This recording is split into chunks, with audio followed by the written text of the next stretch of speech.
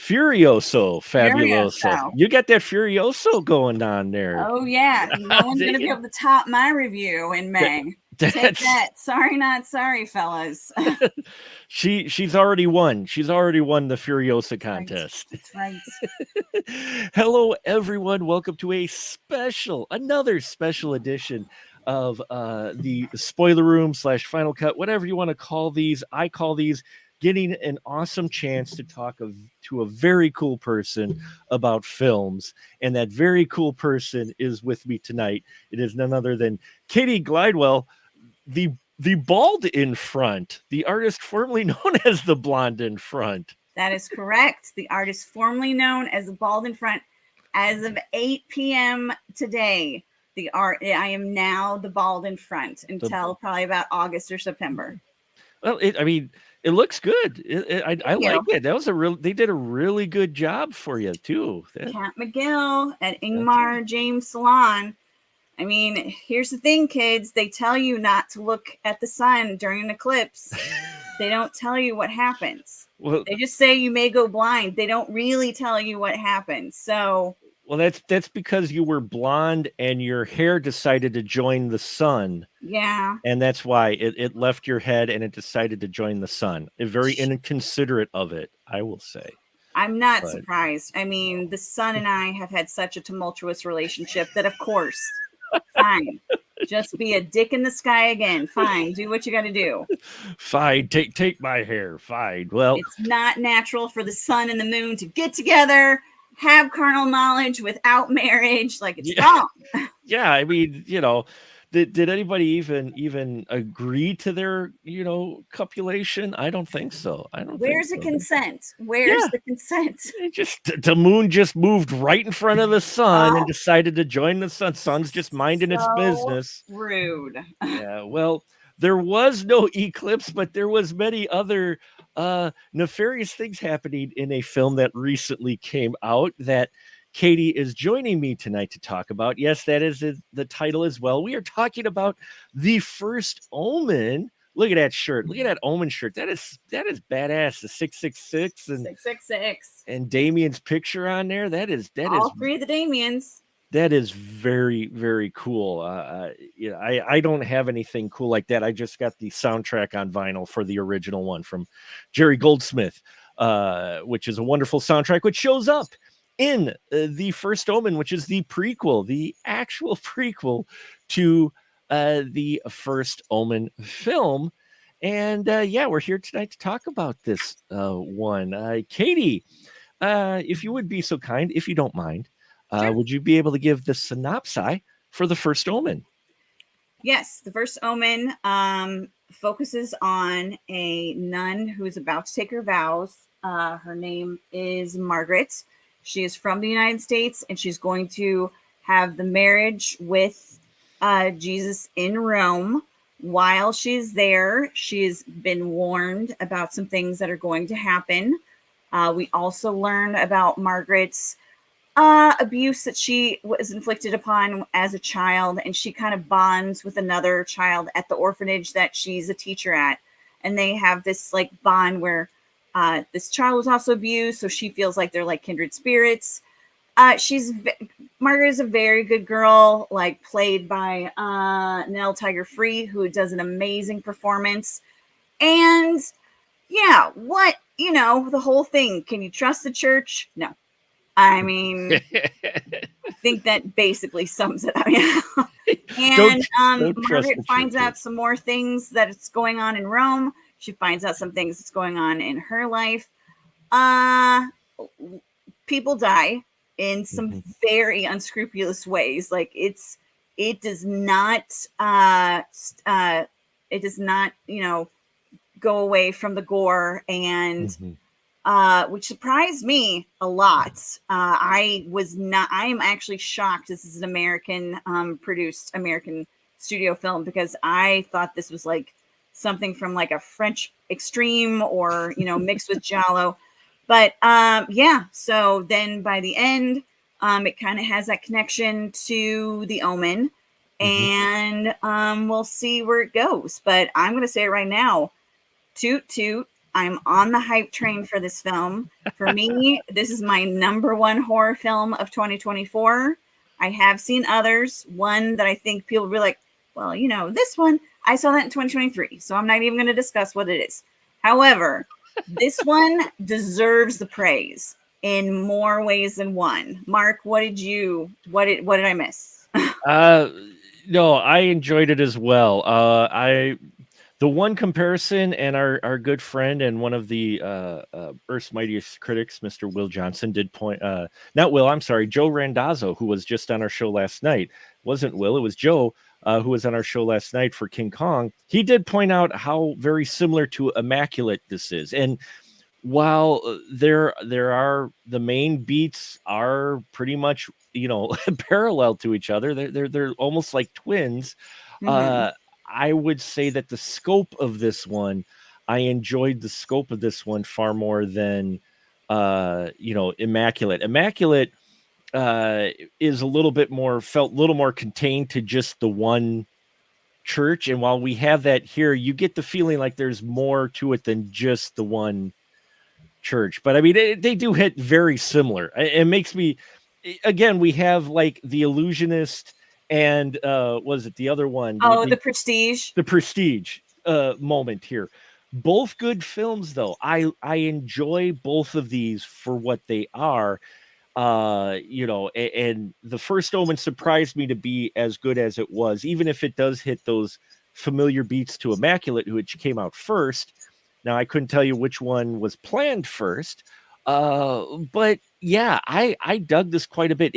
It surprised me, and I'm liking this trend that we're starting to see with some of these horror films that are starting to take chances again, that are starting to Mhm. kind of one, move away from the PG-13 rating, because they realize, okay, we've raised a bunch of film goers who were teens on horror, but those teens over the last 10 years are now grown-ups. So now we can make new horror films that are more mature, you know? Well, and this is definitely not your grandmother's Omen. I mean, No, it is there are not. some scenes in here that I was like, oh, they're going there. Oh, wow. Oh, okay. Yeah. I was not expecting this. But at Well, the same time, I wish at the end they would have gone farther. I think mhm, I don't know about you, but I think at the end, I think we all know what they probably wanted to do. They couldn't go that extreme, yet I know some directors, like some Mexican directors that have mhm. done that a couple years back. It's like it can be done. You just don't want to go there. I get it, but Well, I thought that's where it was going to go. yeah, I how it ended, that's the one thing that's the difference. And like I said, I'm not going to keep coming to it all night, but it just has to be addressed up front that the two films, I fully acknowledge, are very similar. It's the way they end, though. The Omen versus Immaculate. Immaculate ends with a way that I didn't expect them to go, but at the same time, The Omen ends in a way I didn't expect it to go, even though it goes more of a Hollywood ending. But I didn't mind that Yeah, because I didn't mind that at all, just because I like the idea of even the concept. It was just like the Pope's Exorcist. I didn't care for most of the Pope's Exorcist, but the way that film ended, it opened up this whole world of opportunities to where I'm like, oh, okay, I'm all for this now, and the same thing here, with the ending. But you're right, it goes to some places that you don't expect. And we've got spoilers at the bottoms, folks, so we are going to dive into this and jump around a little bit. But another difference between Immaculate and this is far more supernatural. This is far more the devil actually does the impregnation here. Whereas in Immaculate, it wasn't. It was science. But here, no, it is. They That's what surprised me. If anything, the most is how it embraced the supernatural, the paranormal, the actual demon. Like we actually get a demon dog in here. They actually go there, and I give them mad respects for going there because a lot of that could be taken campy nowadays. Could Yeah. be, tongue in cheek, but it doesn't here, especially when they get creative in the editing and they flash just a certain appendage. Yeah. I'm like, wait, did I just see that? Now, here's something that someone discussed with me. Do Yeah. you think that they should have done a warning regarding the conception, using that it was sexual abuse or the R word? Because, in my opinion, I think they went up to where they didn't show, like really show what was going on, Right. and yet they went up to it enough that, I mean, even in the beginning you're starting with that. That was one of the things I was like, damn, they just are really hitting it like straight out of the gate. Like they're not letting you pussyfoot around. Like they're like, okay, so we're gonna go straight to here. And a friend of mine apparently someone said that the movie was horrible. They really should have warned people about this. And I'm like, I actually think the way they did that is, I mean, there have been, I mean, I let's get real. Rosemary's Baby really showed way more than this did. And I think that this built it up so much that you think you're about to see it, but it's not that you see it. It's just that it's built up with the cinematography and the direction so well that then it, like, you don't see what's going to happen, but and as I think you and I have talked many times and stuff, it's always what's in your head that honestly is going to be way scarier that's on the screen. I actually think that the way this was filmed with those segments was done for anyone who's had any sort of abuse like that. They don't show it. And I was like, I have to disagree with your friend's friend. It's like, no, I don't. I don't necessarily really don't think they should have had a warning about anything like that. I don't think they really should have either. Because if you're really going to go down that road, there's some other films that really should have had them. I mean, we are not talking about like I spit on your grave level portrayal. No. We're not talking about even, or irreversible level type No. of display or antichrist type of display, things that have hit the theaters. We're not talking about that. You're absolutely right.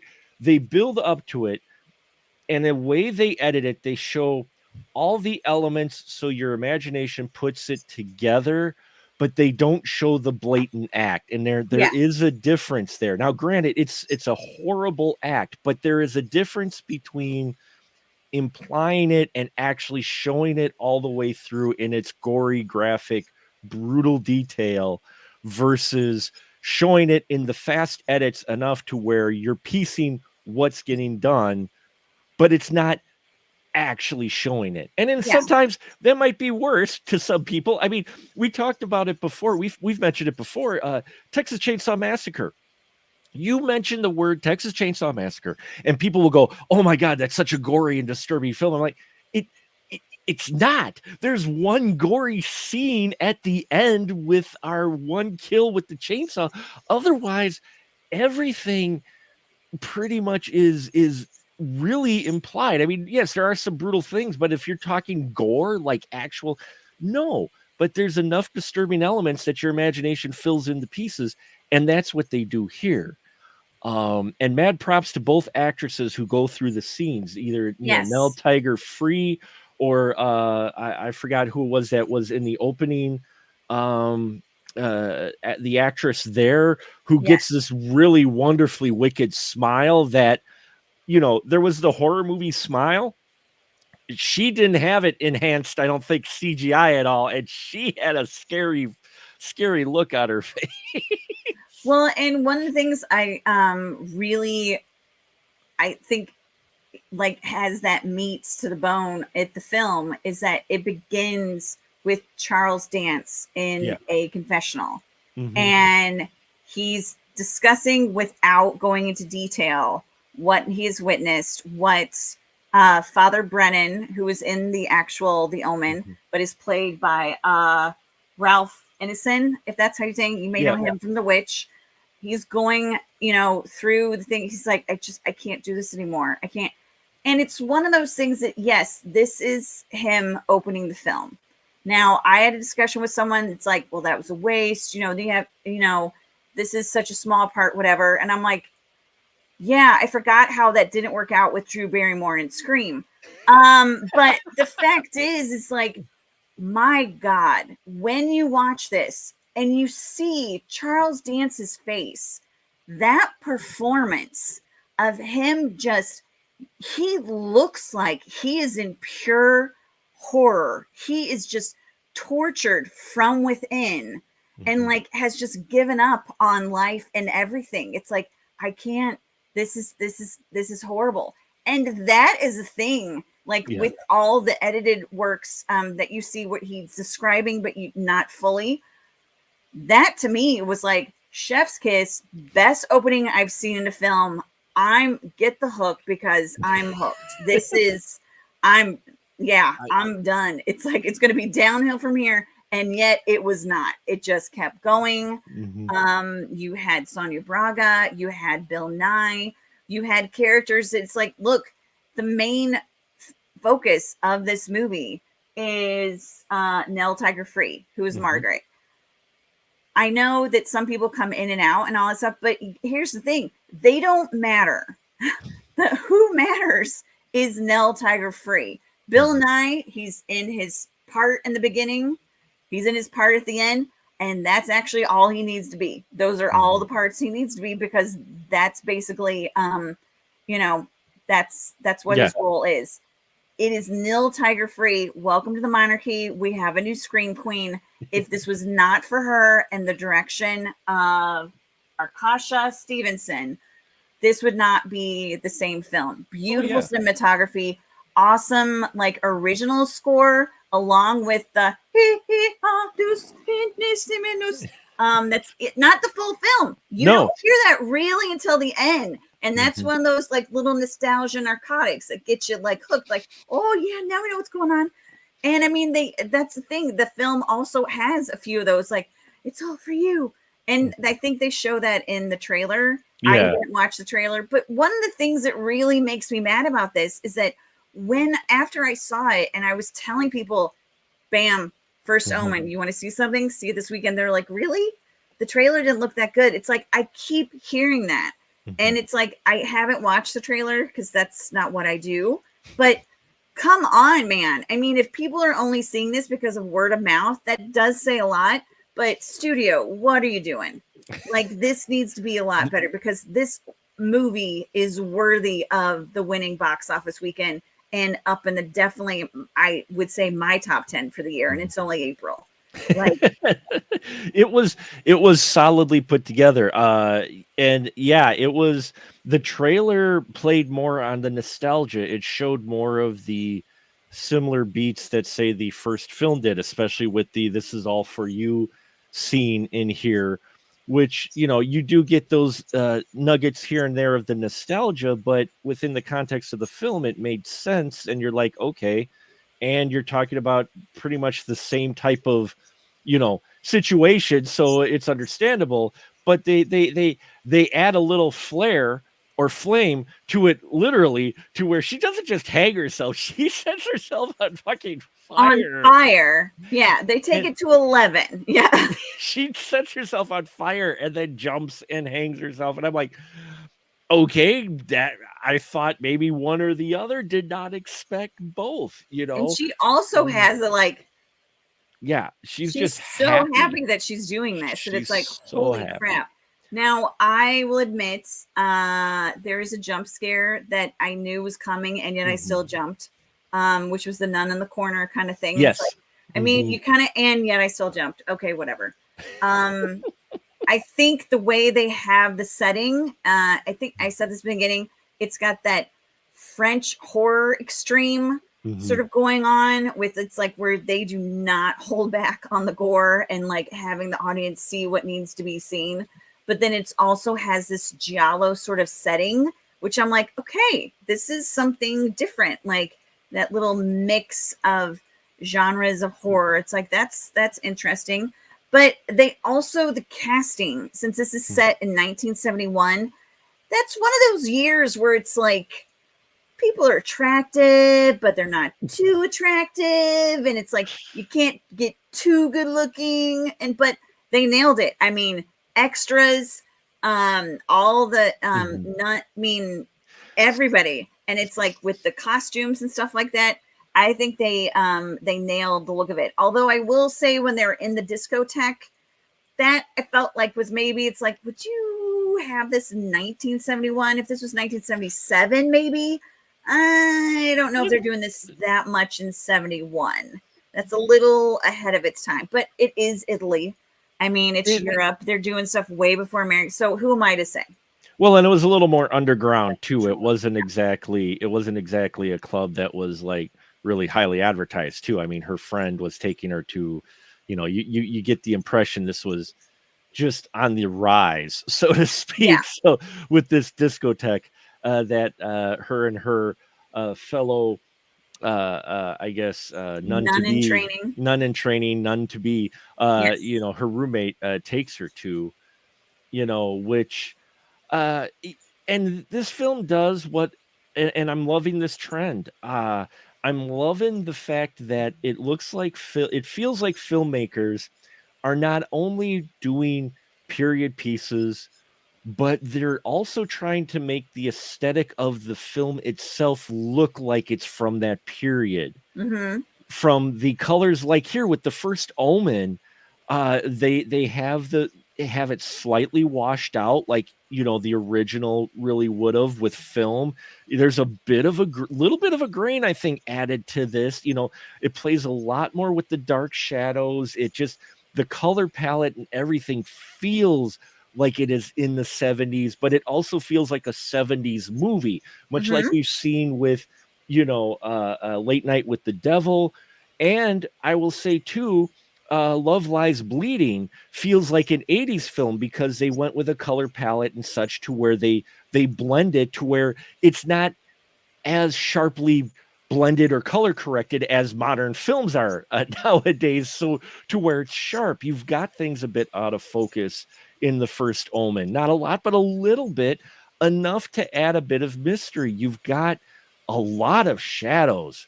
This thing plays with some dark shadows all over the place, and I loved that. I loved the fact that they used the shadows effectively. It's like you said, the one scene with the jump scare, one of the two jump scares Mm-hmm. where they have that, but also the way they lit the walking alone or at night, the way they lit that, there's a lot of backlighting and silhouette type stuff used. You're not seeing the way things are lit like they were in the Nun 2, uh, quite Yeah. a bit, where you could see everything. You can't see everything in this, and I think that adds to it.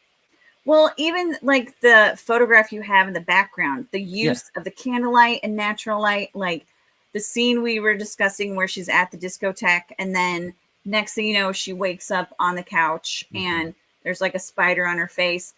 Who hasn't been there? I mean,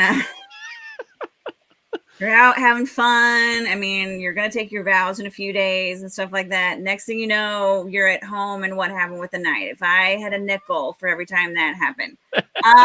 But one of the things I loved about that is when they show Margaret lying on her little bed couch, like the natural light coming in, the way her hair is like spread out.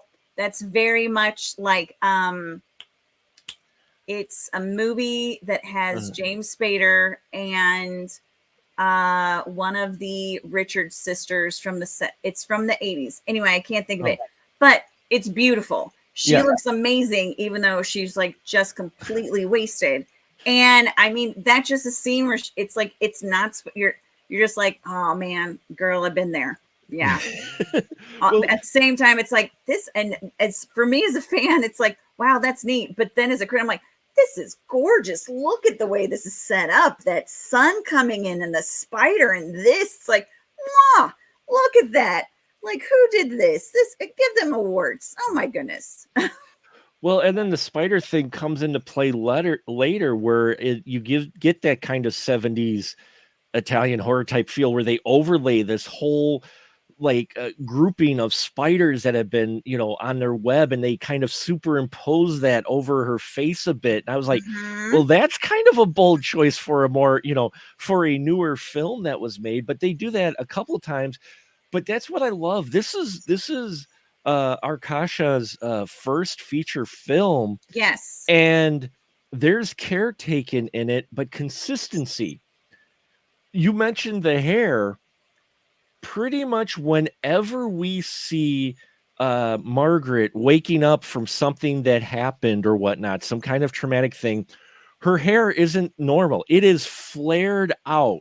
Yeah. Every time you see when she wait, I loved that. I love that. It gave this feeling like, okay, she's just, it's almost like the white streak in some people's hair, that they had suffered something, it's and it stays consistent though throughout, and it's a visual cue. It's really great. And it's also, it reminds me of those like Italian frescoes and stuff where they show Mary, and it's like with the halo and that, and that's kind of what you get when you have her hair. Like, it's like those streaks that are coming out of just like that golden light that's coming from her. And that's like, she's supposed to be, chosen. I do feel like the film does a good job of actually making the audience guess, like, okay, who actually is supposed to be the mother of Dame, of the Antichrist? Because, I mean, they throw you off a number of times. And they also,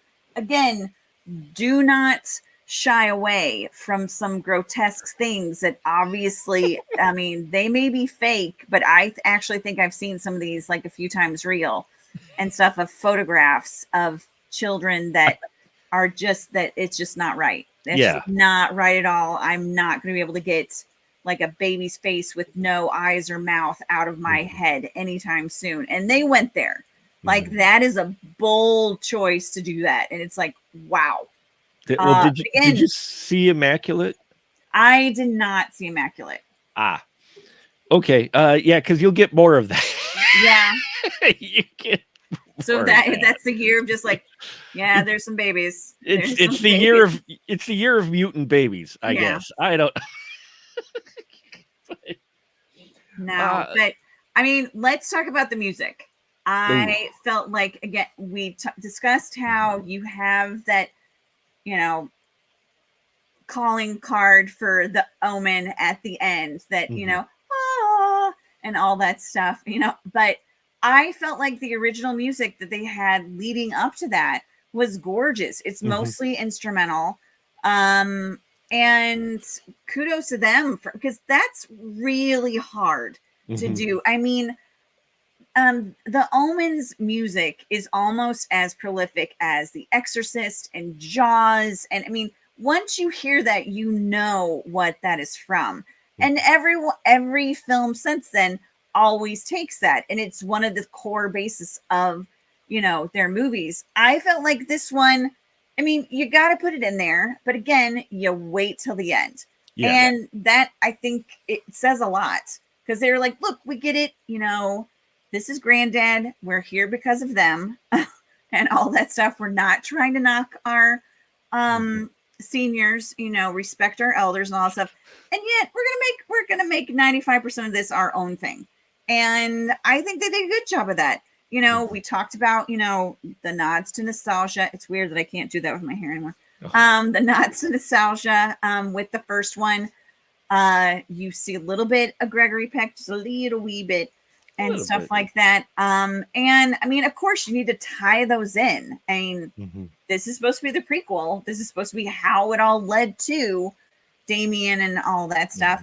And I think they did an excellent job with it. Like, there's one scene that I felt went too long and was too much. Margaret, when she goes to the disco that Mark Right. and I have been Yeah. talking about the majority of this review. There's a gentleman named Paolo. You know, she's dancing with him, and then later on, in the film, she sees him on the street while she's in her habit and stuff, and he was like, "I didn't know. I'm sorry. I didn't know." She's like, "What happened that night?" Because she wants to know. I get it. You know, hey, you wake up in your clothes. It's like, how did I get here? Great. And he's like, I didn't know. I didn't know. He gets hit by a car. It's very similar to David Warner in The Omen, and a little bit of maybe some M. Night Shyamalan in Signs. Mhm. And that I kind of saw coming. What they did too much is when Paolo, this gentleman named Paolo, gets hit by a truck. He's pinned against this wall. Margaret's trying to help him, and then she like breaks him free and is like, "Okay, I can get you to a hospital. You know, can get help." And that's where it should have like stopped and then gone to the ground. Right. Instead, they kind of did a sleepaway camp where it's like, okay, I'm seeing the whole thing. I really don't need to. That was a bit too much. It kind of looks fake too, because it's like when you see him, it's like you see the back of his head and his hair. It's like, that's not his hair. Like, come Yeah. on, that's. But then they put him on. She puts him on the ground, and she realizes, like, oh my god, you know. Yeah. Meanwhile, his entrails all over, seeping out. That's where it should have been. It's like, have her do this, like have her just focus on her face, put him on the ground, show him, and then show the entrails. The whole holding him thing, I was like, you guys are better than this. I don't know why this isn't needed. This should have been edited, and no, Yeah, too much. she carries him a bit before she puts him down. And Yeah, you're right. It goes just a little bit too long to where you remove some of the shock, and then that's where you start noticing with the gore, like you said, didn't exactly look the best. You I know, would say for the whole movie, that is the. I mean, when he's laying down, great. oh yeah, When he's on the yeah. car, great. But But that she whole thing when she's holding him and stuff, yeah, you see it for too long that I'm looking at all this. I'm like, this is better than you guys. No, this doesn't look like the rest of the movie. This should have she been. she didn't have to take him all the way. She literally could have tried to grab him and think, "Oh, I've got you free." And then you see the horror on her face, and then she puts him down instead of walking with him. Because yeah, then because you're like, how would you not know it? Yeah, It's one of those things where if she grabs his torso, says, "Oh, I got you free," and then maybe looks confused for a moment, and then she gets shocked look, puts him down, and then you realize he's in half. Okay, great. Her walking with him, I'm like, how did she not know? It goes too long for you to start questioning it, and that's the problem with that seat is that if it was shorter, you don't have a huge amount of time to try to take in everything and start questioning things. You're like, okay, this is where bang, bang, bang, we move on. Whereas it goes longer, you start like going, yeah, no. yeah, and it's if she would have like held him, and then if they would have like used the sound design to like hear like dripping, and Yeah. then you see her face, and then she puts him down, and you realize like, oh yeah, he's just like dripping all his stuff onto her shoes and all that, because that to me is what it would have been. But to me, that's the only that's honestly the only mistake I think this film had. Yeah. I mean, I really was a stick because it's a prequel. This is a almost 50-year-old movie and stuff like that for The Omen. But that was the only thing that I had an issue with, really. I mean, you're in that nunnery / orphanage / school. It's always trouble. And Always and by the trouble. way, Always trouble. and hospital. Let's And not forget about the yes. hospital, because then when there's a birth, you've got this coming at you Yeah. like that, like an actual hand. I mean, that was what? I really appreciated that they went there, and I'm like, it's funny because I've seen a few comments and such to where that made folks feel uncomfortable. I'm like, Yeah. I was at the birth of both of my children. Okay, I was there in the room. I witnessed exactly everything that happened. They capture that quite a bit in this, and it may shock some people, but at the same time, it's no, the hand coming out is not a thing. But when later on, when we get to Margaret and her whole thing, I'm like, that actually is rather Yeah. that was far more a realistic portrayal than I thought that they were going to do. Oh yeah. That's You one of the know, reasons why I have my uterus blanket behind me. I thought I thought that was far more and that's another thing between the two films that are very much similar. I'm fully admitting it, but I enjoy them both. Very much similar. In the end, was the problem I had a little bit with this one. At least Margaret, you feel like she's really still trying to recover. She doesn't just kind of hop up and run out of the, room, so to speak. She has help as it's on fire. She's in hurt and pain, and she's, needs assistance. And that felt a little bit more than what the other film ended up doing. But for a little bit of spoilers there, but for this one, yeah, visually it was impressive. I I'm amazed. I'm loving this trend we're seeing with these newer filmmakers going back to kind of old school and showing stuff that I feel was kind of avoided for a number of years out of some modern horror films, unless it was A24. I mean, we Mhm. actually see a demon. We actually get an actual demon. It's Yeah. not like implied. It's not like supernatural to where the clothing is moving, but you don't actually see. No, you see a hand come out of the the woman's nether regions. You see an actual hand come out, and then later on you actually see the demon. And then when they flash back to what actually happened to Margaret, you get these flashes to where you're like, oh, this creepy freaking hand. You get to see an appendage, which you realize what that is. And but they don't show everything, but they show you enough. But I was impressed by them going in and actually doing the actual creature part of Yeah. it. We actually get a creature in this, and I would not have expected them to do that. I Mm. agree. I want to make note that Maria Caballero, who plays Luz, who is Margaret's roommate, Oh, kudos to her. She is like, I look forward to seeing her in anything else she's going to be in. And I also, this film had a very interesting, and I don't know what that, uh, when a woman goes from, mhm. being a nun in training, and then you have the ceremony that you get your actual habit and you are, a bride Mhm.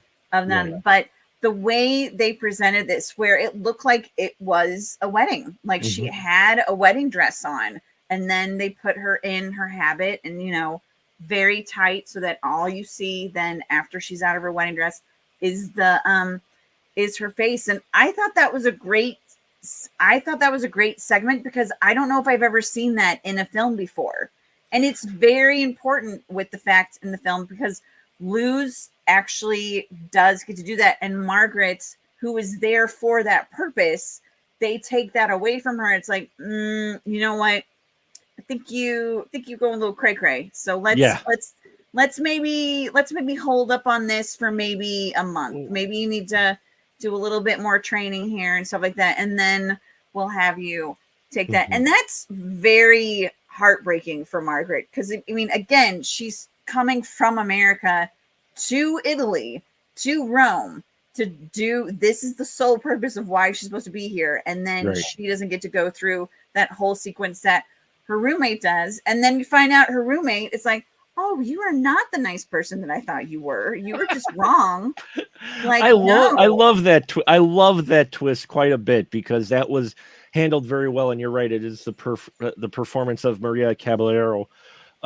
because she totally bamboozles you as well as Margaret. The way she performs this, she doesn't give any hint No. outside of being genuine, and then you realize, oh, she's not. What's interesting about that whole sequence, you're right, I've never actually I don't remember too really any where you get the entire ceremony of becoming a nun. But what's also interesting with that is it's not exactly the most comfortable thing, because they have her putting on her habit, and at one point they got them really tightening the thing, I mean, really tight. like yanking her head a bit. You could almost see the discomfort, and I thought that was just like a nice little nuance to it, to where yeah, what this church that they're at where they're doing this isn't exactly nice. They do not hold back. Yeah.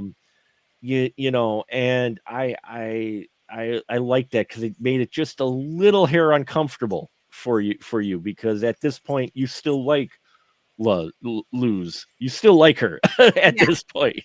And Margaret going cray cray, you know, they have an explanation for it at the end. Which again, spoilers are out, folks. We get to the end, and I was in the right church but wrong pew, pardon the pun. But when when we were trying to work out who was uh, actually supposed to be the vessel for the Antichrist, Yeah. you know, especially as they kept alluding to the fact that Margaret used to have the same hallucinations that young Carlita currently does. I'm like, okay, there's a pair. Okay, so she's connected in some way, and I'm like, okay, so you know, and then I was trying to remember the trailer of who had the 666 mark in her mouth, and I'm like, oh, okay, I see where they're leading up to. It's going to be Margaret who has actually got the 666 in her mouth. Okay, that's where they're going to go with it. I didn't expect two marked women in this film. Yeah. You know, and especially the way they put that together when they discover that Margaret is actually the other baby that's in this photo that's cropped up a number of times. You're like, oh, okay, okay, I was on the right track. You know, they throw you off for a little bit, but also at the end you get this wonderful like team up of sorts, because they move through the events of after, yeah, spoiler, they do get away, because she has the birth of the Antichrist, Damien, who eventually becomes Damien, but she also Damien's got a twin sister, Mm-hmm. which I was like, I did not see that one coming. Okay, so there were two kids born, but since they were all focused on the male, because that's supposed to be the actual Antichrist, they just leave all the women to die. Well, our women escape. Carlita helps both Margaret and Baby, who is also marked, escape. And we fast forward to as they do the exposition of how Damien, and we get to see the reenactment from the first film of Damien being given to the ambassador, and that whole you know, that whole thing. But then we cut to the three ladies, and we kind of cut to like an Emma moment to where you've got, which is I liked it, but at the same time I was hoping for a little bit maybe different ending. But I still liked the Emma moment, to where our three marked ladies are out in the remote woods somewhere just surviving. Yeah. I mean, it's not necessarily Nell or anything Or like no, that, but yeah, still, they're gonna they're not doing a Te in the wind, yeah. but they're definitely, because I know when I was discussing when it's like, well, what? So they're just gonna leave them there? And it's like, oh, because they have any form of safety. If anyone knows that they're still alive, it's like, let's think about this. Yeah, they're gonna stay out there. What do they care? It's like, look, they all got used. They all got used. It's like, so what? So you want them to be the hero? Excuse you? They barely escaped a fire. Like, no one is supposed to be alive. So yeah, they're gonna live in their little frozen tundra, and are happy as clams. And it's, you know, incest is best because it's like, you know, their sister mother kind of thing, Kind and of like, thing, yeah. yeah, sister, and kind So, of yeah, I mean, and sister, then like motherly. Yeah. mother, sister, sort of. It's like I'm your mother and I'm your sister. It's like, all right, so we're doing a Chinatown thing. I mean, I don't know. And fine, I'm fine with that. Does that mean that it would kind of like lead it to like some sort of sequel and stuff? I don't necessarily think so. I mean, maybe if someone wanted to delve into that and maybe see if the Damien's sister was gonna end up doing a coup and like taking over for her brother. Or who knows? Maybe they'll do a Game of Thrones. I don't know. I could see this being, a Cersei Lannister kind of thing going on. I mean, why not? It's like take it over. She woos her brother. Weirder things have happened. I don't know. There's I always I'm as we've talked about tonight, they have taken chances as far as for American cinema. They took chances. I don't think they could exactly go there with an American film. I mean, yeah, Game of Thrones, but they for a did in Camelot. I mean, Morgana and King okay, Arthur were yeah, brother sister. yeah, I yeah. mean, No, that's true. No, the way I could see them doing a possible sequel, because these three are both marked and they were both basically all three of them were basically designed to be vessels to birth the Antichrist, would be you you set it up to where the Antichrist was defeated and someone goes looking for them again because they want to bring back again the Antichrist. You know yeah. what I mean? Or someone gets the idea, well, hey, if these guys got the Antichrist, maybe we could have our own version. You could do that to where the people are looking at them as pawns, as being vessels for something, either to replace, say, the defeated Antichrist. I don't remember much of this, the Omen sequels, but you can maybe go that angle with it, because since they do exist, there is the potential for them to be able to give rebirth to the Antichrist again, Where there's the right? baby, and then instead of the mother or the woman, there's the host. Because Right. that's what it's knocked down to. It's like, so you're the Right. host. I'm like, what? I don't like that term. What? No, No. I don't either. I'm just saying that that's the way Oh that yeah. it would be seen by the bad guys in the film. You could set it up as, oh, hey, our Antichrist finally got killed. But you know what? These three are still alive. That means there's still a chance we could do this again. Oh yeah. And then they're on the run kind of thing. I it'd be interesting to see where they could take a sequel. This is one of those rare instances where I wouldn't mind, just because I'd be interested to see where they could go with it. They could if they gave it some thought, they could get very creative with it and turn it into a direction to where it doesn't take away from the other films or the storyline, but at the same time, maybe run parallel with it or just after, um, Well, there's many ways they could take it. So, and one of the things we didn't discuss is they go over in detail why they're making the Antichrist anyway. right. It's because so many people are leaving the church that they're doing this to bring them back to scare the bejesus. I'm like, if that's not some manipulative bullshit, then I do not know. It's like, come on, way to go. Really? So you guys are making the Antichrist to bring you back to the church so that people will believe again? That no, no. See now.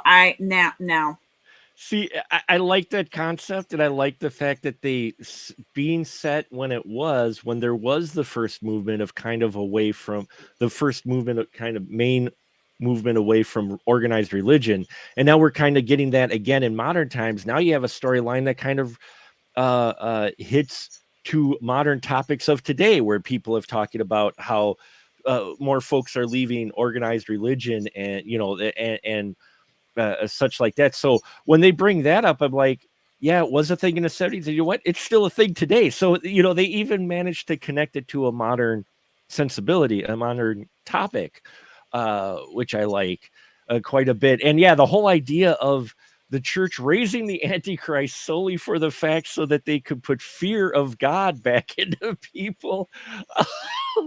You know, I thought that was an interesting motivation. Yeah. I really did, because you're like, that never goes the way you expect it to, like, ever. No matter what the good guy's trying to do bad just to do good, doesn't ever work.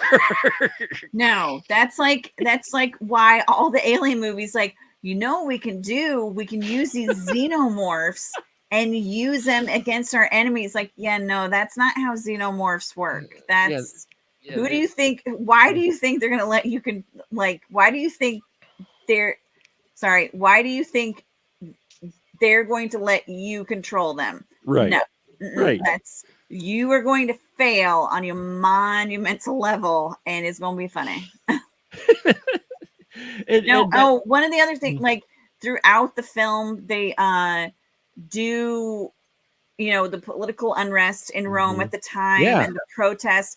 And I thought those scenes were great too. I mean, that really, like, as a viewer, especially, I saw this in Dolby, so I think it really, you know, I'm sure. accentuated those sounds, especially during the protests. But you've got the kids, you've got trying to get all the nuns on the bus. I mean, they're protesting against the different things with religion, and I was like, I didn't know what was going on at that time. I mean, I will admit I was not born for a number of years during that time. So I just found out stuff about Abe Lincoln's assassination and stuff. So obviously my schooling was not the best. I feel like I need to get my money back from elementary public school. But I thought those scenes were great. It really, it was like, wow. So protesting just looks the same no matter what the topic, what the decade, and where it is. I mean, just a whole bunch of people, like chaos, cars overthrown, on fire, and all that stuff. I'm like, I have no idea what this is all about, but wow. and But yeah, and that was where some of the sharp directing, again, from this guy's very first feature, her. or her, excuse me, feature is, my apologies, I didn't realize it was a her. But their first is the handling of the riot. As scary and stuff as you have with creepy demons and everything going on, one of the scariest scenes is when Margaret gets separated from the group and she gets caught up in the riot. That was actually a very scary moment, and Nell Tiger Free really sells this, as she's freaking out because the devil, this is one of the first times we actually get to see creepy hand devil, Yeah. uh you know, and amongst all these people, this rioters, and they're kind of grabbing at her, and that all of a sudden amongst them you see glimpses of this creature, and it licks the side of her face Yes. while these other folks are around, and you're like, wait, am I seeing what I think I'm seeing, you know? And she just freaks Out. out, like shuts down, and I'm like, wow, I'm feeling this right here. This is rather intense moments here. um so, you know, mad props for building that tension up, and making, what, you know, out of all the scenes in here, making that one of the more tension filled scary scenes. um and the whole thing is, I'm like, I'm looking forward to the next project from this director, because she, like, man, uh uh, any, if future stuff is like this, I'm there. Same. And I mean, I would love for them to work together again. Like, I feel Mhm. like Arkasha Stevenson and Nell Tiger Free were just this synergy that just worked brilliantly. Like you said, you need an actress to suck you into that situation, because if it's done with lesser talent, it's just gonna look like almost as a joke. But also Mhm. with the direction that you have, the way she, because while Margaret is freaking out, the people on the bus and some of the nuns just see her, and it's like there's no one around her. She's had, like, all of this is in her head, and yet she feels that lick. You feel that. And she has another scene like that where she's in the school, and she's like thrown back to the abuse that she had done on her as a child in this room. And yet you never see that abuse. You just hear kind of like echoes in her head. And again, you don't need that exposition. You just like get that tension and anxiety and her just breaking down, like from what you know, the effect of it has on her. And I mean, she does an amazing job. Like this film would be nothing, I think, without her. I tell you, Arkash Stevenson, amazing job. But the two of them together, Nell Tiger Free and them together, that has made this, you know, one of the best films of the year. Yeah, it is. It's the same thing with Immaculate. Sydney Sweeney. She is the heart and soul of that film, and she carries that film, and she is the reason why you care. And just like here as well, Free is the reason why you feel the emotions you do in this film. It's because of Nell Tiger Free's performance that really is the linchpin for it. And you know, I think we have a room in our world where both of these can exist. You can enjoy both of them for different reasons. And while they do hit very similar, almost exact beats at times, they're both enjoyable in their own right. I'll admit it. This is, you know, what started off as a year fairly weak in horror to where I was like, oh, this is where we're at now. We've gotten so much saturation in horror that no effort's been put into it. And then I've seen a number of films in the last 3 weeks to where you've seen effort and care put into the horror, you know. And then I just saw the trailer. I know you don't watch trailers, but I just saw the trailer to Maxine, and oh my God, I'm there. I'm in. Yeah. I'm like, yes, this gives me hope for some of the horror, you know, even the trailer for Tarot. I know you don't watch trailer, but the film coming up, the horror film Tarot, has this kind of 13 ghosts feel to it. And I'm like, I'm there. I'm there for it, you know. So I'm liking this kind of where it really feels like they're taking some chances again with some horror. We started a little bit last year, and I think it's bleeding into here. And I'm all for it, you know.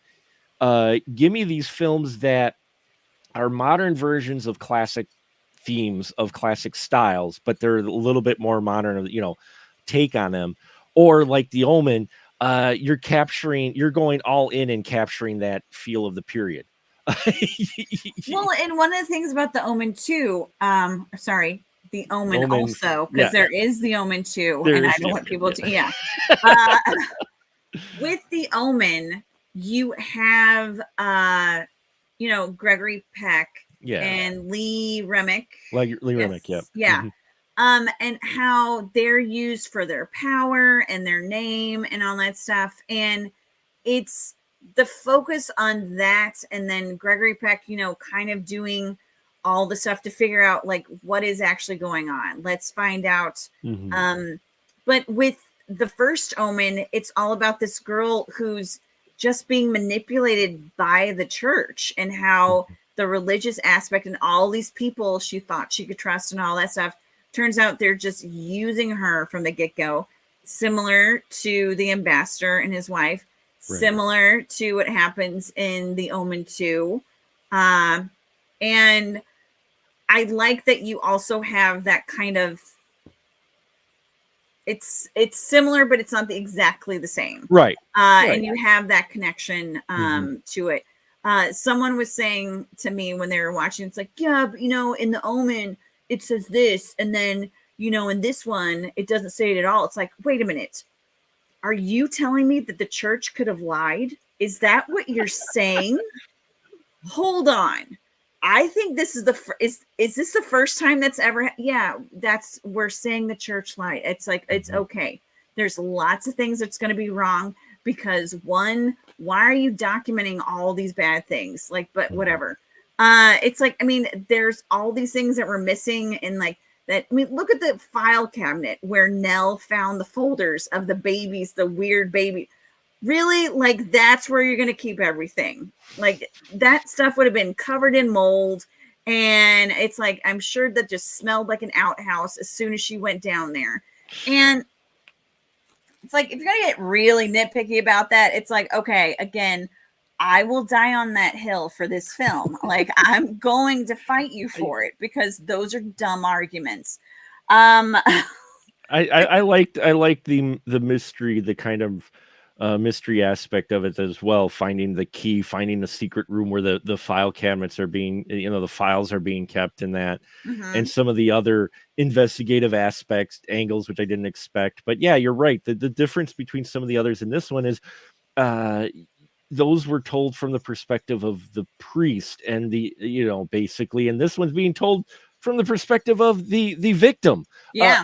You know, this is being told from the perspective of the victim, so it is a different vibe, a different feel, and a different approach, and emotional connection. It's like, whereas in the First Omens and that, the investigation in that, you're investigate. Okay, you feel for the priest in that, but he's looking into all this, but you're like, okay, it's more of from him, but you get the more emotional connection with Margaret because of the abuse and everything, and how she's being manipulated for this really horrible thing. Yeah. By people that who she she trusted trusts. Yeah. since childhood. Since That's childhood. the thing. It's like, and when she's going through this trauma with this abuse, the person who is supposed to be her savior is the one who's actually like putting her up to slaughter. And I just made that up. Look at that. Nice. And that was pretty good. And that, again, it's why you need those characters that are maybe a little bit more well known, because it's like, well, these people can't be evil. I remember seeing them like in The Office or something, or they were in, Shaun of the Dead. They're always the good guys. I'm like, not always. No.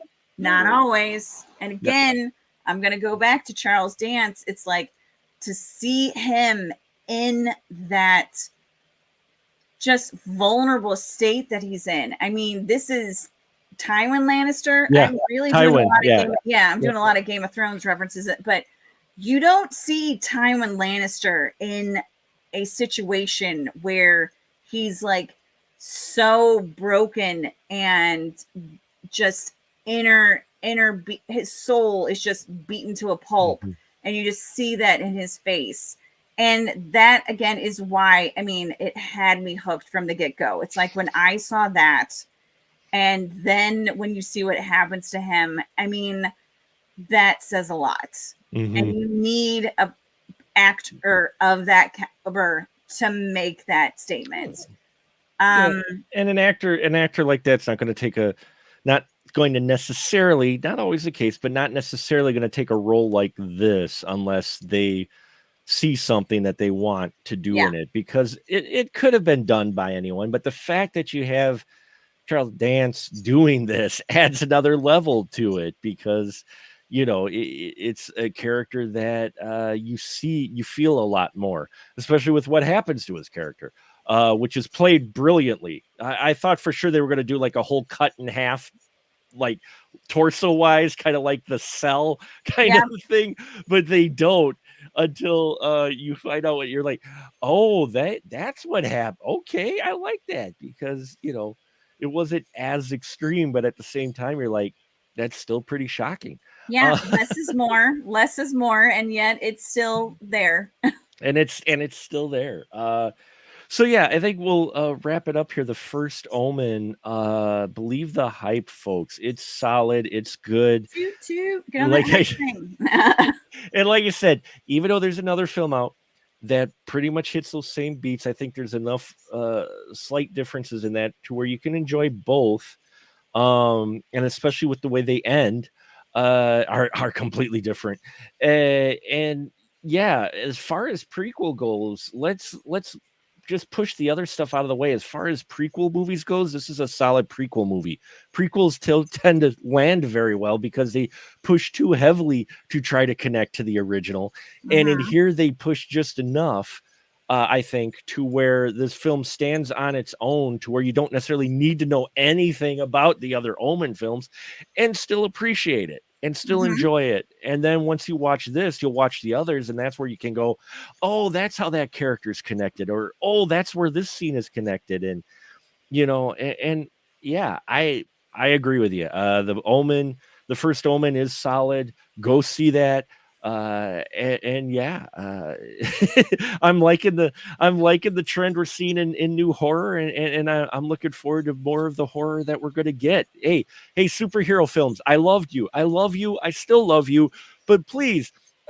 Don't come out with so many so that the void can be filled with movies like what we're getting, even if they're short-lived in the theater, at least we're getting a variety now at the theater to where it's crazy to see what's coming up. And and you look at it, First Omen and Monkey Man and Godzilla, and that they're not really a superhero film inside.